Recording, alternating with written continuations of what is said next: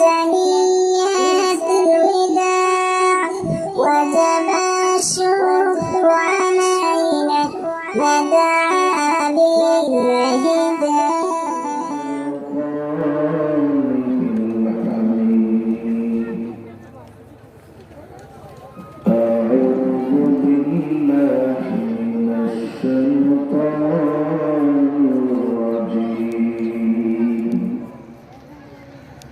بسم الله الرحمن الرحيم. من عمل صالحا من ذكر أو أنثى وهو مؤمن فلنحيينه حياة طيبة ولنجزينهم أجرهم بأحسن ما كانوا يعملون. وقال النبي صلى الله عليه وسلم الميس من دان نفسه وعمل لما بعد الموت،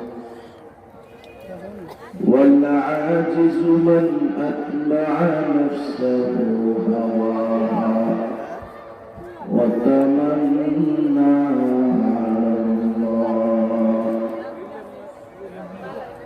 صدق الله العظيم وصدق رسوله النبي الكريم، ونحن على ذلك من الشاهدين والشاكرين،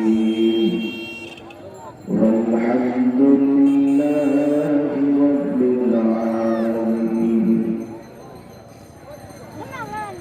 اللهم صل على محمد وعلى آل محمد كما صليت على إبراهيم وعلى آل إبراهيم إنك حميد مجيد.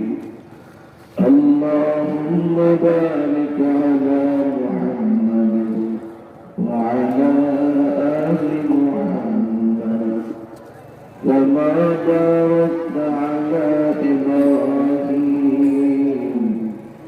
وعلى آل إبراهيم إنك حميد مجيد. بلغ العلا بكماله كشف الدجى بجماله، حسنت جميع خصاله. صلوا عليه وآله. لا إله إلا الله، لا إله إلا الله، لا إله إلا الله، لا إله إلا الله، لا إله إلا الله، لا إله إلا الله، لا إله إلا الله، لا إله إلا الله، لا إله إلا الله، لا إله إلا الله، لا إله إلا الله. محمد رسول الله صلى الله عليه وسلم.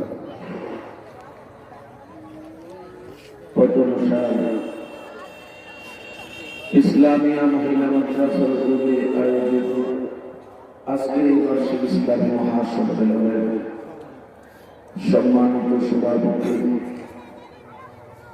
মুআজ্জাজ মুহতারাম বুজুর্গ উলামায়ে কেরাম,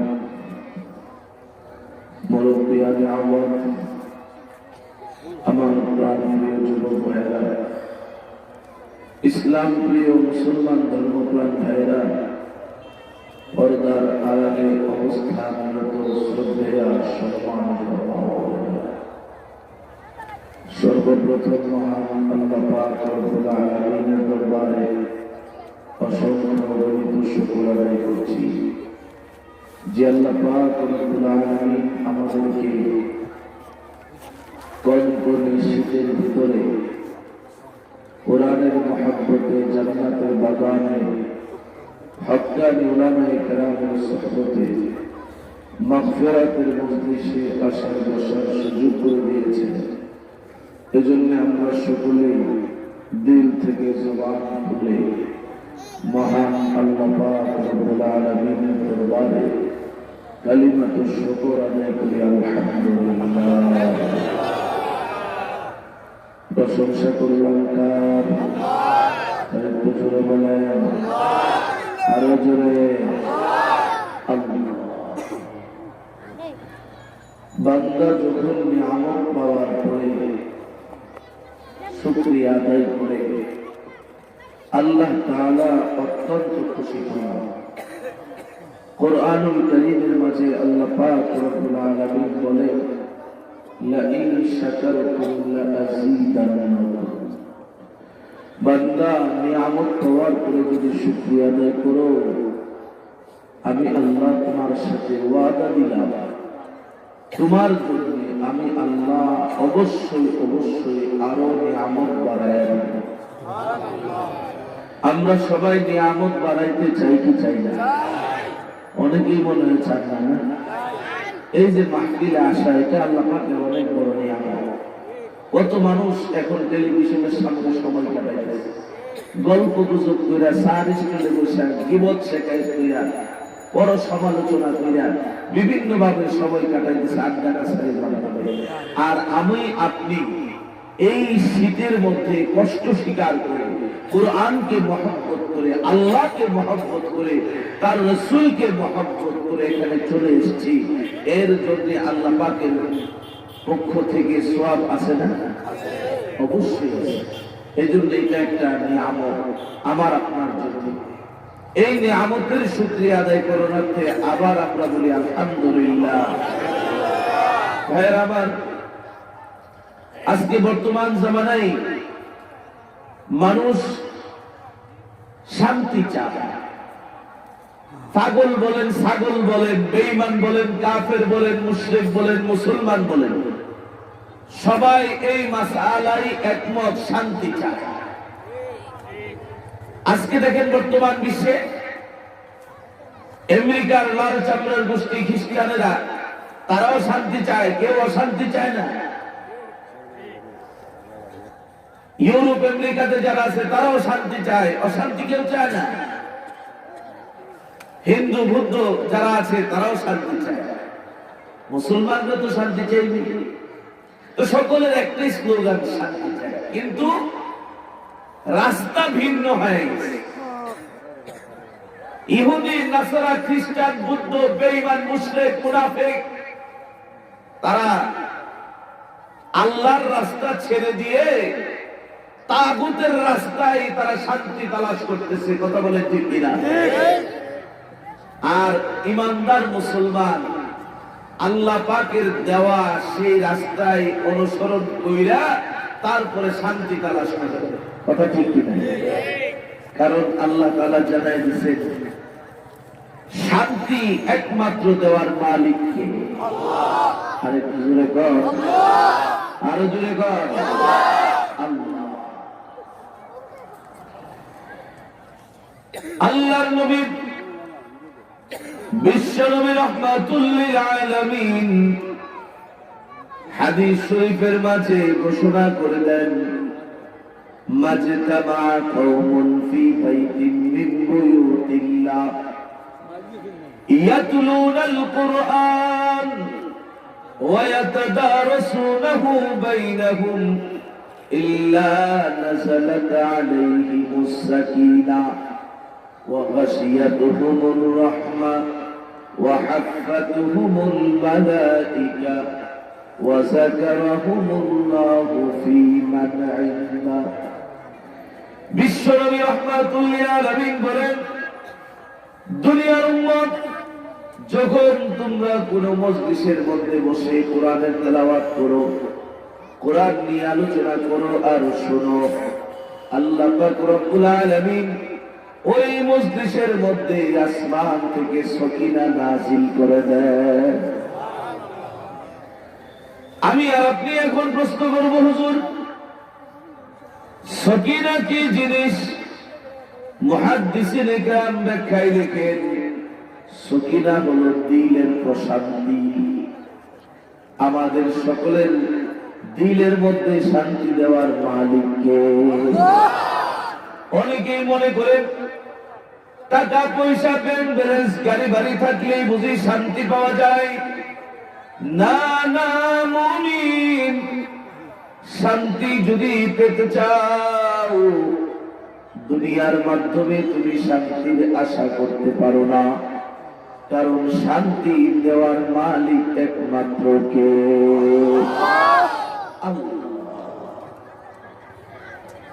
আল্লাহর নবী আরো বলেন ওয়াগাশিয়াতুহুমুর রাহমাহ।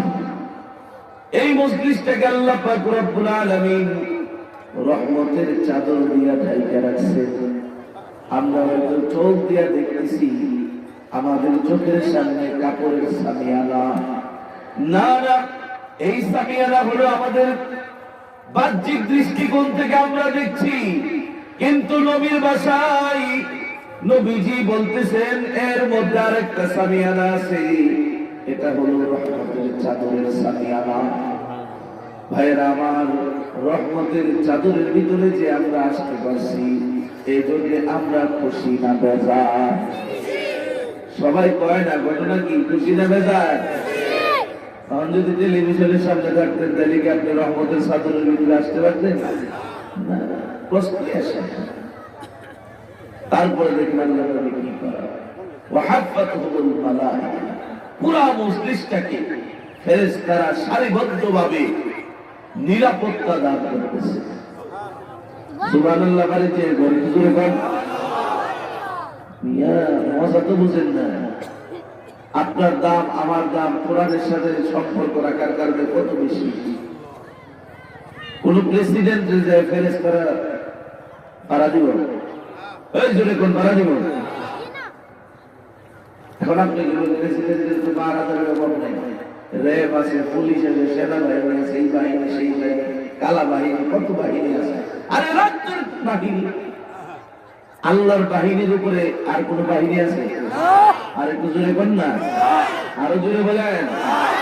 আল্লাহ যদি ইচ্ছা করে, আল্লাহ যদি ইচ্ছা করে ওই লেংরা মশা দিয়েও সাইজটা করতে পারে। এই নজির জমিনের মধ্যে আল্লাহ রাখছে কি রাখছে না? তাইলে সমস্ত পাওয়ারের মালিক কি? আর একটু জোরে কর। আর আল্লাহ যারা কোরআনের মজলিসে বসছে এদেরকে আল্লাহ তাআলা ওয়াদা করতেছে যে এদেরকে আমি আল্লাহ আমার স্পেশাল ফোর্স ফেরেশতাদের মাধ্যমে তাদেরকে আমি আল্লাহ নিরাপত্তা দান করব। সুবহানাল্লাহ কইতে মনে কষ্ট লাগতেছে না?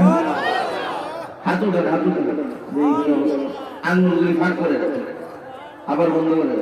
হ্যাঁ দেখেন কত সুন্দর। নারায়ে তাকবীর। এই জোরে কোন জোরে জোরে, এই নরম আওয়াজে চলবো না, এখন গরম। নারায়ে তাকবীর, আল্লাহু আকবার, দিন ইসলাম, দিন ইসলাম, জিন্দাবাদ, জিন্দাবাদ। এই হাতটা মাথায়, এই পাশের এরা লোক সংখ্যা একটু বেশি না, আর এই সাইডে একটু কম। অসুবিধা নেই, কম হলে আগলার আওয়াজ আছে। এর সাইডে যারা এক গ্রুপ, এরা হলে আরেক গ্রুপ। এর সাইডে যারা হাত তুলে, এক গ্রুপ প্রতিযোগিতা চলতেছে, খেলা খেলা। এই আপনি ভাইসকার হাত তুললেন না, আপনি এই গ্রুপ হাত নামাবেন। এই তোমরা নামায়, তোমরা উঠাও। এখন একটা তাকবীর হবে, কার আওয়াজ বেশি দেখতে পারবেন? বলেন একটা দাঁড়া দেন, দাঁড়া দেন। নারায়ে তাকবীর, আওয়াজ দিয়ে কথাটা শুরু করে ওরা তো আমরা ঠিক করি, কারণ এটা সালাক পরে আপনার কাছে আওয়াজ আরেকবার হবে। হ্যাঁ, রেডি? নারায়ে তাকবীর। আওয়াজ হুজুর পরীক্ষা করেন, এই গ্রুপ জিতলো না এই গ্রুপ জিতলো, ঠিক আছে? হুজুর হইল বিচারক। এখন হাত উঠানো দেখি পাওয়ার টাকার বেশি হাত ধরে না। এরা কইতেছে আমরা লোক সংখ্যা কম হইলে কি, আমরা তো বদরের মতো 313 জন সাহাবী সেই পাওয়ার নিয়ে আসি, আমাদের আওয়াজের পাওয়ার হবে আরো বেশি। কথা বলেন ঠিক কিনা? এজন্য আবার এই বি গ্রুপের এখন তাকবীর হবে, নারায়ে তাকবীর। আওয়াজটা কি মনে হলো? আপনার এখন জনগুলো মোটান তো দেখি। হ্যাঁ, এখন একসাথে হবে, পারবেন? নারায়ে তাকবীর, নারায়ে তাকবীর। দিন ইসলাম, দিন ইসলাম, কোরআন সুন্নাহর আলো। এখন মোটামুটি আওয়াজ আছে। এই আওয়াজটা কিন্তু কমবো না, এটা মিটার বার। যদি কমান তাইলে বোঝা গেল যে আপনাদের ভিতরে আওয়াজ দেওয়ার ক্ষমতা আছে, কিন্তু আপনারা কিপটামি করতেছেন। আরেকটা জিনিস বলে রাখি,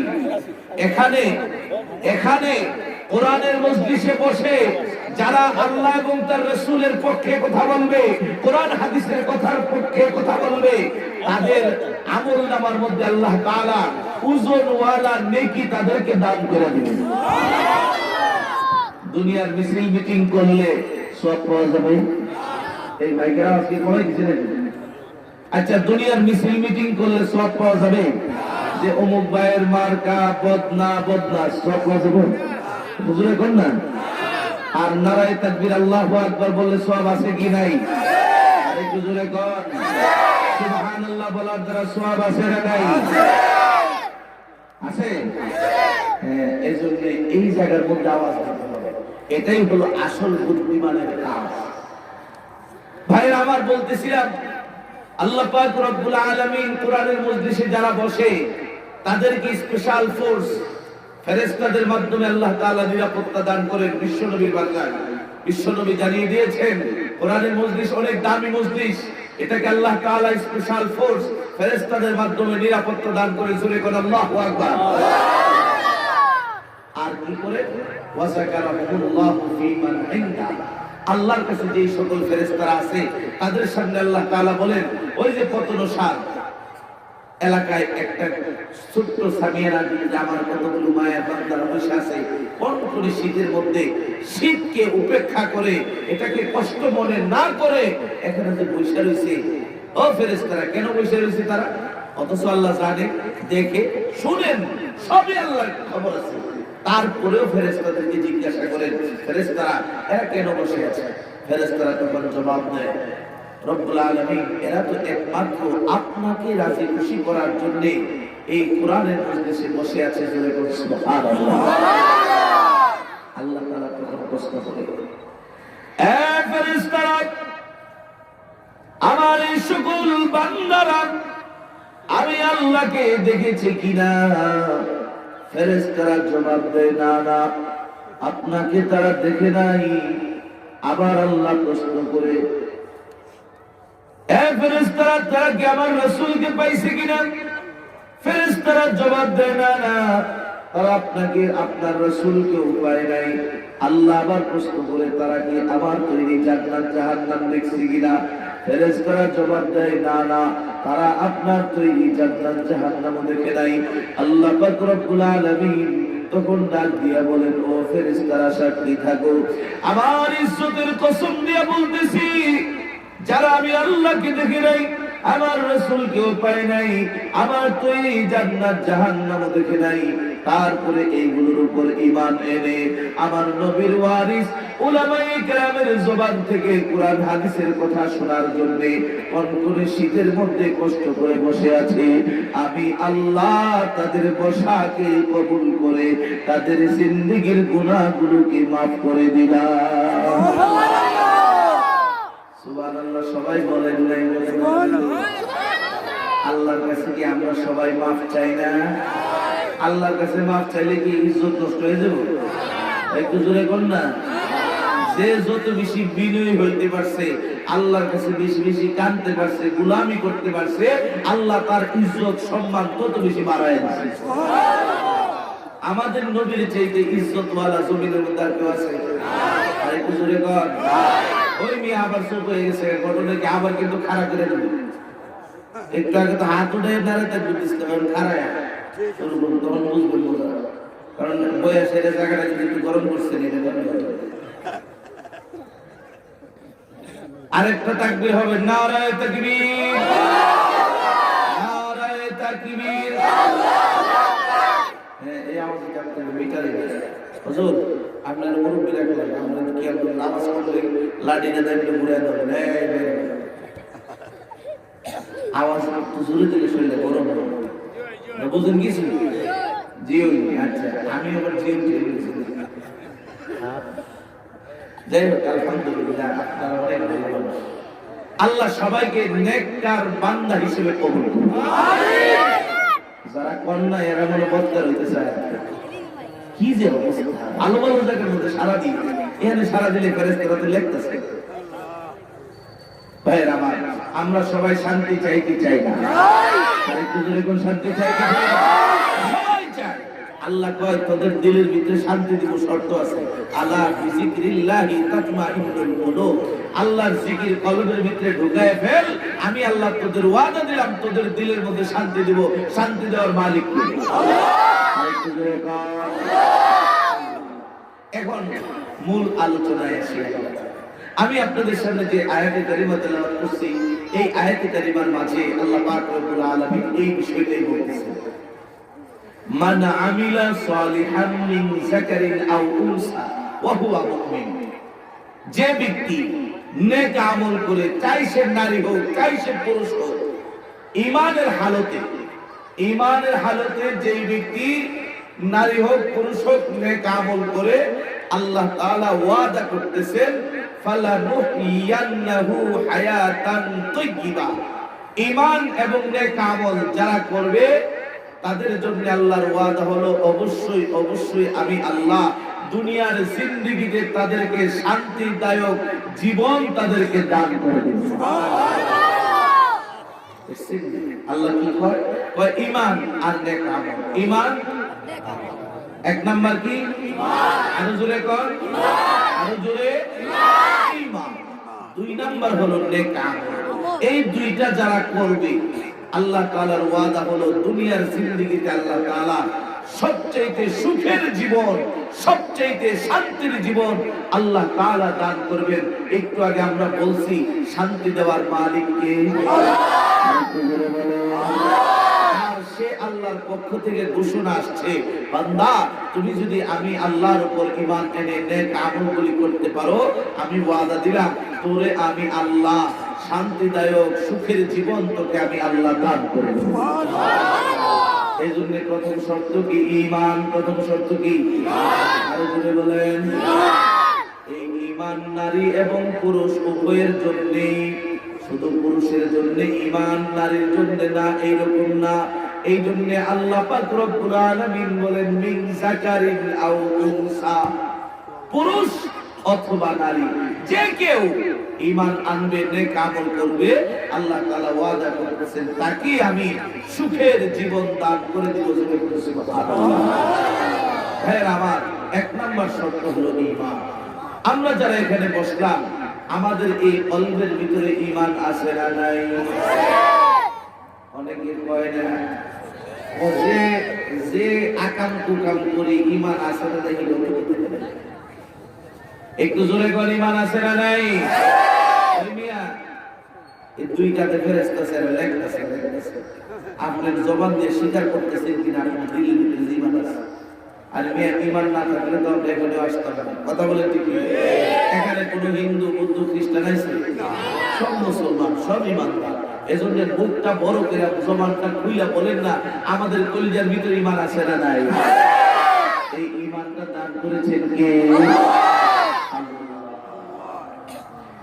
ভাইয়ের আবার, আল্লাহ নবীর কথা যে কারো কলবের মধ্যে যদি যারা পরিমাণ ঈমান থাকে, আল্লাহ তাআলা তাকে 10টা দুনিয়ার সমান জান্নাতের মালিক বানায় দেয়। যারা পরিমাণ, যারা একদম ছোট ছোট, এটাকে বলা হয় যারা। তাফসীরে কিতাবের মধ্যে আসছে যে পূর্ব আকাশে যখন সূর্য ওঠে, বেড়ার ফাঁক দিয়া, বেড়া বুঝে, বেড়ার ফাঁক দিয়া ওই সূর্যের আলোটা যখন পড়ে, দেখবেন এই আলোর মধ্যে অনেকগুলা ধুলাবালি উড়তে থাকে, এমনি দেখা যায়। বেড়ার ফাঁক দিয়ে যখন আজকে পরীক্ষা করে দেখে বেড়ার ফাঁক দিয়ে দেখবেন যে সূর্যের একটা আলো লম্বা, এটার মধ্যে দেখবেন অনেক ধুলাবালি উঠতেছে, আছে না? এই ধূলিকণার মধ্যে একটা কণারে যদি 70টা টুকরা করা হয়, এর একটা টুকরার নাম হইল যাররা। জোরে কোন আল্লাহু আকবার। এই যাররা পরিমাণ ঈমান যদি কার কলিজার ভিতরে থাকে, আল্লাহ তাআলার ওয়াদা হলো তাকে 10টা দুনিয়ার সমান জান্নাতের মালিক বানায় দেবে। এই যে আমরা ঈমান আছি, ঈমানের জন্য কি আমাদের রক্ত দিতে হয়েছে? না। আমরা কি ঈমান আনার কারণে আত্মীয় স্বজন ছেড়ে দিছি? না। বরং ঈমানওয়ালার ঘরে জন্ম নেওয়ার কারণে আমাদের কোনো কষ্ট নেই। কিন্তু সাহাবায়ে কেরামের জিন্দেগির দিকে তাকান, তাদের জীবনটা অনেক কষ্টের ছিল।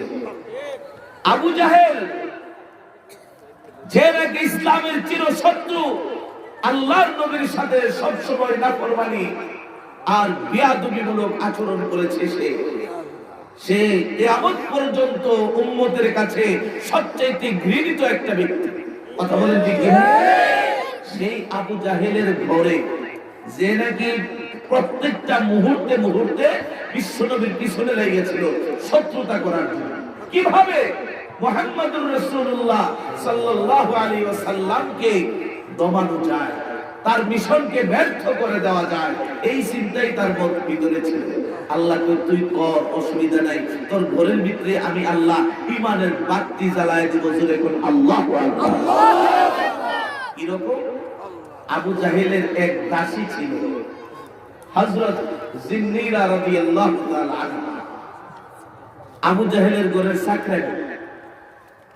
সে তলে তলে নীরবে বিশ্বনবীর দরবারে যে কালিমা পড়ে মুসলমান হয়ে গেছে। সুবহানাল্লাহর কাছে আওয়াজ কিন্তু আবার কমে গেছে। নারায়ে তাকবীর। মাঝে মধ্যে কোথা থেকে বোঝা গেছে। যাই হোক, বলছিলাম আবু জাহেল এত বড় ইসলামের শত্রু, তার ঘরের ভিতরেই আল্লাহ পাক রব্বুল আলামিন ঈমানের দৌলত তার এক দাসীকে, তার এক ঘরের চাকরানিকে আল্লাহ তাআলা দান করেছে। এখন আবু জাহেলের কাছে খবর চলে গেল যে আবু জাহেল, তুমি তো খালি ইসলামের বিরুদ্ধেই চলতেছো, নবী মুহাম্মদুর রাসূলুল্লাহ সাল্লাল্লাহু আলাইহি ওয়াসাল্লামের বিরুদ্ধে খুব প্রচারণা চালাইতেছো, সবকিছু করতেছে, ঘরের খবর কি রাখ? আবু জাহেল, কি খবর?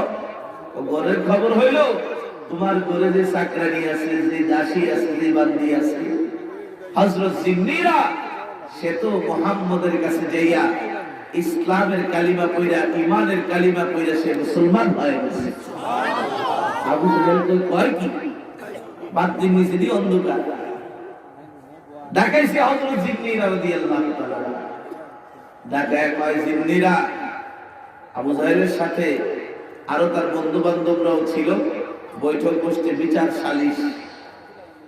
জিন্নীরা রাদিয়াল্লাহু তাআলা আনহা মহিলাকে, মহিলার বয়সও বেশি, প্রায় 60-এর বেশি, বৃদ্ধ হয়ে গেছে, ডাইকে আনছে। আয়না করে, তুমি নাকি মুহাম্মদের ধর্ম গ্রহণ করছো? দেখেন, ঈমানওয়ালারা কথা বলতে কিন্তু ভয় পায় না। ভয় পায়? ঈমানওয়ালাদের সাথে আছে কি আল্লাহ? আরেকটু জোরে আল্লাহ, আরো জোরে আল্লাহ, আরো জোরে আল্লাহ। ঈমানওয়ালাদের কোনো ভয় আছে? কেন ভয় নেই? কারণ আছে। কারণ এর সামনে যদি মওত আসে, মওত আসার পরে তার ঠিকানা হবে সোজা জান্নাত। কথা বলে ঠিক কি? এজন্য ঈমানওয়ালাদের কোনো টেনশন নেই, তারা মওতকে পরোয়া করে না, মৃত্যুকে তারা কোনো রকম ভয় পায় না। হযরত জিন্নীরা রাদিয়াল্লাহু তাআলা আনহা জবান দিয়ে ওপেন ভাবে বলে দিয়েছেন, আমি বিশ্বনবীর দরবারে গিয়ে কালিমা পড়ে মুসলমান হয়ে গেছি। এখন আবু জাহেলের জিদটা কেমন হলো যে আমার শত্রুর উপরে তুমি ঈমান আনছো আর আমার গরু দেখতে খাইয়া, সে গরম হয়ে গেছে। এখন বলতেছে জিন্দিরা এখন এই মুহূর্তে ইসলাম ধর্ম ত্যাগ করে আমাদের দেব দেবীর ধর্ম গ্রহণ করো, তা না হলে তোমার উপর নির্যাতন শুরু হবে। হযরত সিদ্দিক রাদিয়াল্লাহু তাআলা আনহা স্পষ্ট ঈমানদীপ্ত কণ্ঠে জানিয়ে দিয়েছেন, হে আবু জাহেল ভালো করে শুনে রাখ, আমি সিন্নিরা এখন উপস্থিত আছি, যদি আমার এই জানটাকে যদি ঈমানের জন্য আল্লাহ এবং তার রাসূলের জন্য যদি দিতে হয়, আমি সিন্নিরা এই মহিলা প্রস্তুত আছি, আমার জান চাইতে পারে কঠিন কালেও আমি ঈমান ছাড়তে পারি না। জোরে কোন আল্লাহু আকবার।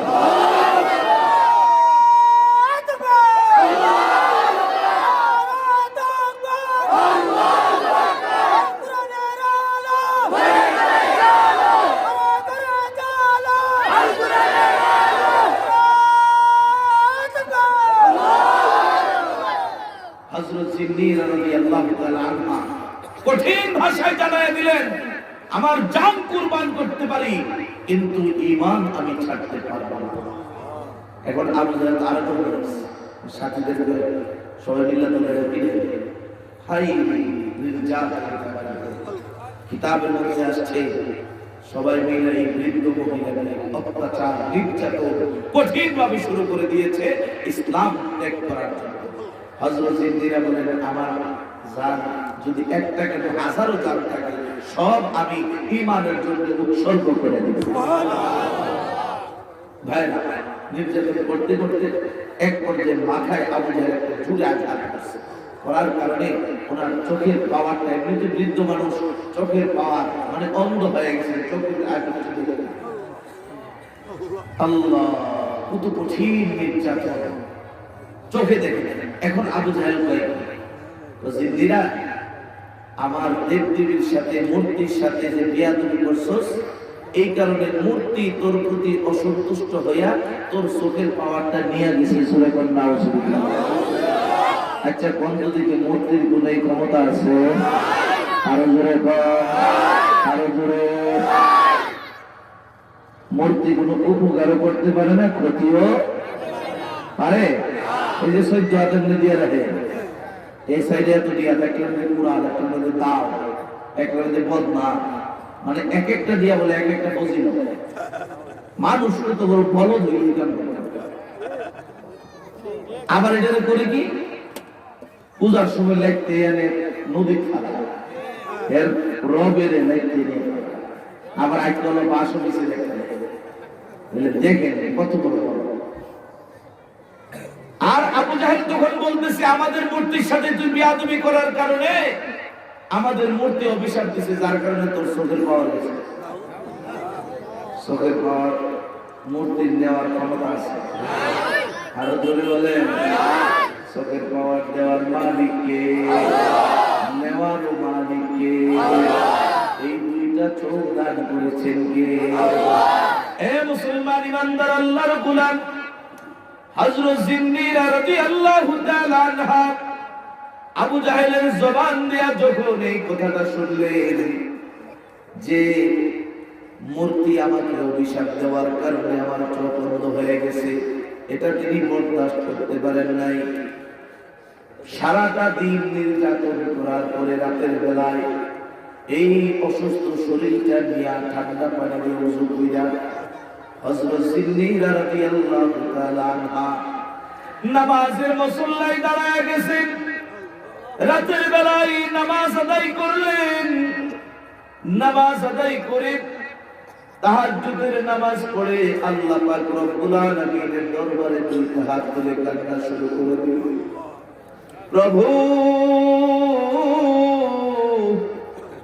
আবু জাহেল এবং তার সাঙ্গপাঙ্গরা আমাকে নির্যাতন করেছে, আমার কোনো কষ্ট লাগে নাই। যতই তারা আমাকে নির্যাতন করেছে ততই আমার ঈমান শক্তিশালী আর মজবুত হয়েছে। জোরে বলো আল্লাহু আকবার। ওগো রব্বুল আলামিন, কিন্তু আমার কষ্ট লাগে গেছে যখন আবু জাহেল এই কথাটা বলছে।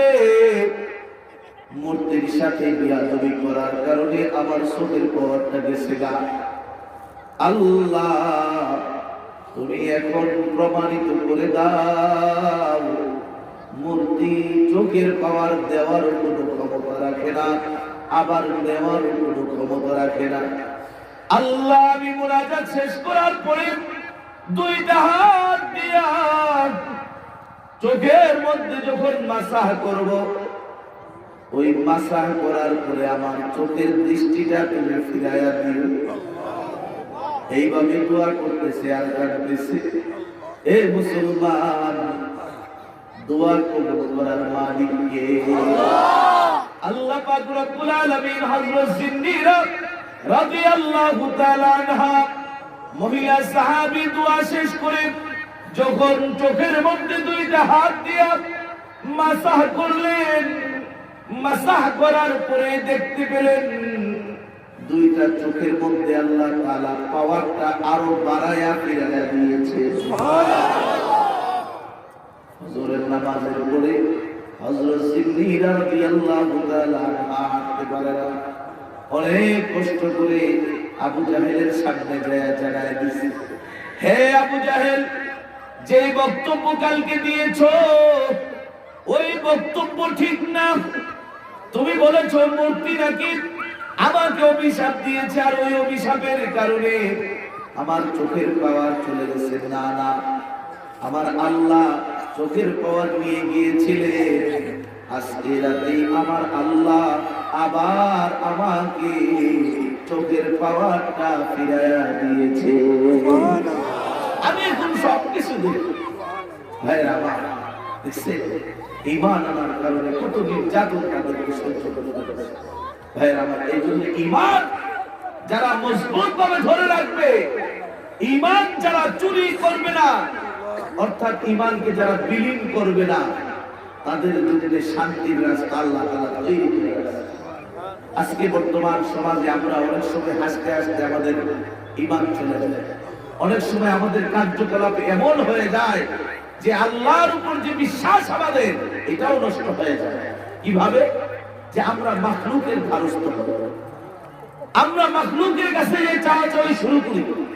অথচ আল্লাহর নবী বলছেন, ইদা সাআলতা ফাসআলিল্লাহ ওয়া ইদা ইসতাআনতা ফাসতাঈন বিল্লাহ।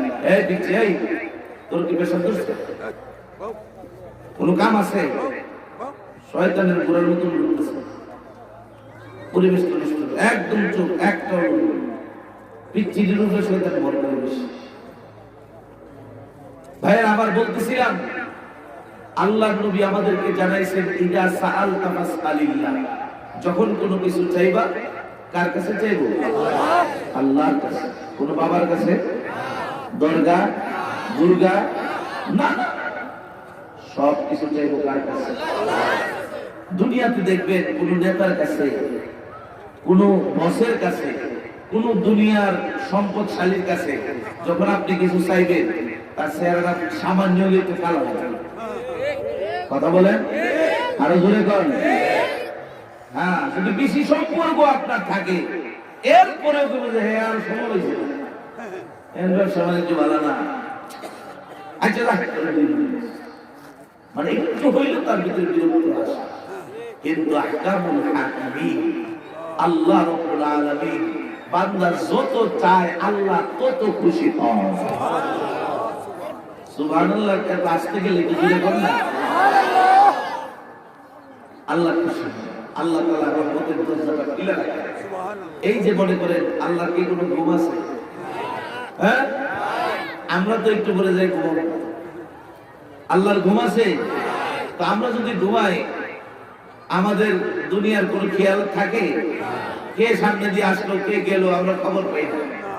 কিন্তু আল্লাহ তাআলার কোনো ঘুম নেই। কেন? তাফসীর কিতাবের মধ্যে আসছে, রাতের অন্ধকারে অনেক বান্দা বান্দীরা বিপদে পড়ে যাবে। মনে করেন সাগরের মধ্যে এখনো হাজার হাজার বড় বড় জাহাজ চলতেছে, ওইখানের মধ্যে সামনে পিছে কিছুই দেখা যায় না, ঝড় তুফান শুরু হয়ে গেছে। ওই রাতের অন্ধকার, চতুর্দিকে শুধু পানি আর পানি, মুসিবত ছাড়া কোনো রাস্তা নাই। আবার তুফান শুরু হয়ে গেছে, বড় বড় ঢেউ আসতেছে। তখন ওই বিপদের সময় যদি আল্লাহর ডাকে